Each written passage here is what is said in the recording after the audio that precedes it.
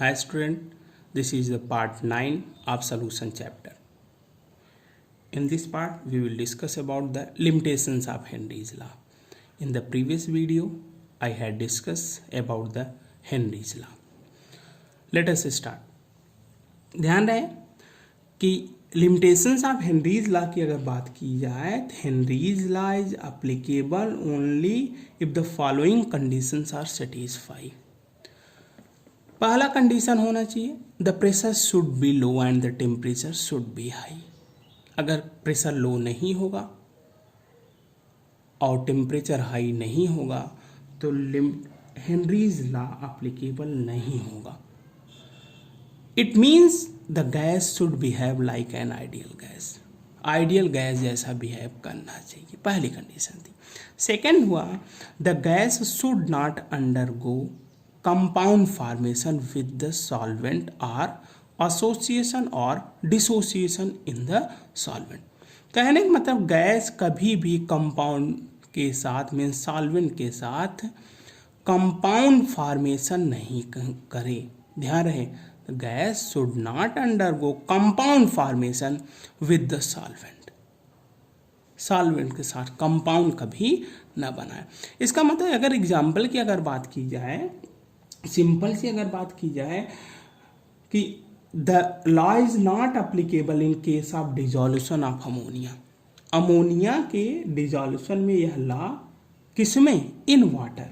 अगर अमोनिया को वाटर में डिजोल्व किया जाए तो यह लॉ फॉलो अप नहीं होगा. क्यों? क्योंकि it undergoes compound formation followed by dissociation. देखें अमोनिया वाटर से रिएक्ट किया तो यह क्या बना लिया? कंपाउंड बना लिया, अमोनियम हाइड्रोक्साइड. तो यही कहा गया है ना कि the gas should not undergo compound formation with the solvent. Solvent ये था और गैस ये थी. कंपाउंड फॉर्मेशन अगर कर लिया तो यह हेनरी लॉ को फॉलो अप नहीं करता. और एक आध एग्जाम्पल अगर हम लिए, मान लीजिए फर्स्ट है, और एग्जाम्पल हम लेना चाहें तो ध्यान रखिए हाइड्रोजन क्लोराइड गैस. ध्यान रखिए अगर dissolution of hydrogen chloride gas in water, water means aqueous, जान ही रहे हैं, अगर इसमें डिजोल्व किया जाए तो यह Cl गैस जो था वह क्या हो गया? यह Cl एक्वस फॉर्म में आ गया. यह भी क्या हो गया? डिसोसिएशन हो गया. जब डिसोसिएशन हो गया डिजोल्यूशन के बाद तो इसका मतलब हेनरी लॉ नहीं फॉलो. क्यों डिसोसिएशन होगा? क्योंकि यह Cl अगर एक्वस फॉर्म में आ गया, यह आप क्या हो जाएगा? यह टूट जाएगा H प्लस में और Cl माइनस में.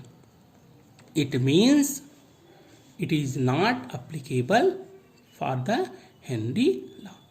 तो ये आपके दो लिमिटेशंस थे हेनरी लॉ के. अब एप्लीकेशंस ऑफ हेनरी लॉ की अगर बात किया जाए तो ध्यान रहे कि कहाँ कहाँ हेनरी लॉ एप्लीकेबल है. तो ध्यान से सुनिएगा. पहला एप्लीकेशन की अगर बात की जाए in the production of carbonated beverages. ध्यान रखिए in the production of carbonated beverages.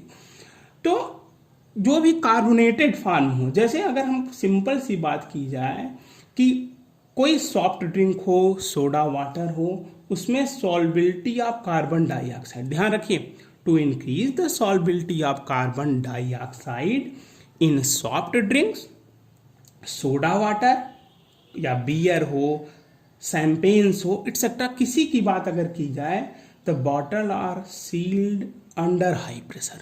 जो बॉटल सील्ड किए जाते हैं वो बहुत हाई प्रेशर के अंदर सील्ड किए जाते हैं.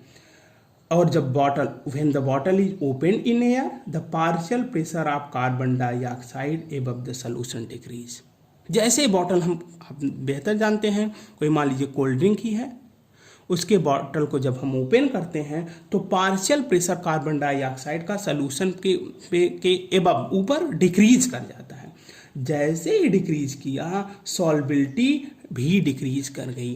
अरे भाई जब डिक्रीज किया सॉल्बिल होगा नहीं, और जैसे ही सॉल्बिलिटी डिक्रीज की hence carbon dioxide bubbles out. Carbon dioxide bubbles के थ्रू बाहर आने लगता है. आपने देखा होगा बहुत, आप जब भी कोल्ड ड्रिंक सॉफ्ट ड्रिंक की बॉटल ओपन करते हैं तो उसमें क्या होती है, बबलिंग होती है। बबलिंग का कारण यही है कि पार्शियल प्रेशर जो होता है कार्बन डाइऑक्साइड का डिक्रीज कर जाता है, उसी कारण सॉल्युबिलिटी भी डिक्रीज कर जाती है, ध्यान रहे। सेकेंड है in the deep sea diving. Deep sea diving में भी हेनरी लॉ एप्लीकेबल है। जानते रहिए कि जब भी कोई भी डीप सी डाइवर्स हो, स्क्यूबा डाइवर्स हो, वो कंप्रेस्ड एयर पे डिपेंड करता है जो उसको ऑक्सीजन सप्लाई होता है। आप जानते हैं या जान लीजिए कि हेनरी लॉ क्या कहता है कि the solubility of gases increase with pressure. Pressure जैसे जैसे इंक्रीज करेंगे गैस की सॉल्युबिलिटी इंक्रीज कर जाएगी। तो ध्यान रहे, जब नाइट्रोजन और ऑक्सीजन का के साथ ही कोई भी आपका डीप सी डाइवर आपका वर्क करता है, ध्यान रहे कि nitrogen and oxygen will dissolve considerably in the blood and other body fluids. Nitrogen और ऑक्सीजन डिजॉल्व हो जाते हैं, बट ध्यान रखिए oxygen is use for metabolism. Oxygen metabolism के लिए यूज होता है, लेकिन ध्यान रखिए कि but due to high partial pressure and greater solubility N2 will remain dissolve. ध्यान रखिए ऑक्सीजन तो डिजॉल्व हो जाता है लेकिन नाइट्रोजन डिजॉल्व नहीं हो जाता है, वह बबल्स के फॉर्म में रह जाता है when the diver comes to the atmospheric pressure. वो बबलिंग होने लगती। इसका कारण क्या होता है कि नर्व इम्पल्सेज पर अफेक्ट करता है यह बबलिंग, और इसी कारण ढेर सारी डिजीजेज हो जाती हैं, आपका हो सकती हैं, जिसे क्या कहते हैं, डिकम्प्रेशन सिकनेस। नाइट्रोजन बबलिंग होगा, वो डिजॉल्व होगा नहीं तो डिकम्प्रेशन सिकनेस उसी कहते। इसी को अवॉइड करने के लिए ध्यान रखिएगा, इसी को अवॉइड करने के लिए जब भी टॉक्सिक इफेक्ट ना हो जाए, इसके कारण हाई कंसंट्रेशन ऑफ नाइट्रोजन जो ब्लड में डिजॉल्व ना हो सके, तो ध्यान रखिए जो सिलेंडर यूज करते हैं डाइवर्स, उसमें क्या फिल कर दिया जाता है कि नाइट्रोजन और ऑक्सीजन के साथ हीलियम के थ्रू डाइल्यूट कर दिया जाता है। ध्यान रखिए नाइट्रोजन और ऑक्सीजन के साथ साथ डाइल्यूट किया जाता है हीलियम के थ्रू। तो ध्यान रखिए जो भी डाइवर्स सिलेंडर में यूज करते हैं गैसें, उसमें हीलियम यूज किया जाता है, हीलियम। और ध्यान रखें हीलियम नियर अबाउट 11.7% होता है और नाइट्रोजन 56.2% होता है और ऑक्सीजन 32.1%। ये आपका नाइट्रोजन होगा और आपका नाइट्रोजन है, ऑक्सीजन जो होता है वह 32.1% होता है। तो ध्यान रखिए the third point is in the function of lungs. Lungs के फंक्शन में भी ये यूज है, आपका हेनरी लॉ एप्लीकेबल है। ध्यान रखिएगा when air इंटर्स the lungs partial pressure of oxygen is high. जैसे ही लंग्स में इंटर करता है पार्शियल प्रेशर हाई हो जाता है। इसका मतलब होता है यह ऑक्सीजन हीमोग्लोबिन से कंबाइन हो जाएगा और क्या बना लेगा, ऑक्सी हीमोग्लोबिन बना लेगा। इसका मतलब होगा partial pressure of oxygen in tissue is low. Tissue में पार्शियल प्रेशर लो हो जाएगा, इसका मतलब oxygen is released from oxy haemoglobin which is utilised for functions of the cell. Utilise कर लिया जाएगा फंक्शन सेल के लिए, ठीक। And the fourth point is for climbers or people living at high altitude. जो भी क्लाइंबर्स हो या लोग जो हाई एल्टीट्यूड पर रहते हैं उनके लिए भी एप्लीकेबल है हेनरी लॉ। ध्यान दें कैसे, eight high altitude partial pressure of oxygen is less than that at the ground level. जो पार्शियल प्रेशर होगा ऑक्सीजन का जो ग्राउंड लेवल पर होगा उसकी अपेक्षा जो हायर लेवल पे होंगे वो क्या होगा, कम होगा। इसका मतलब होगा there is a low concentration of oxygen in the blood.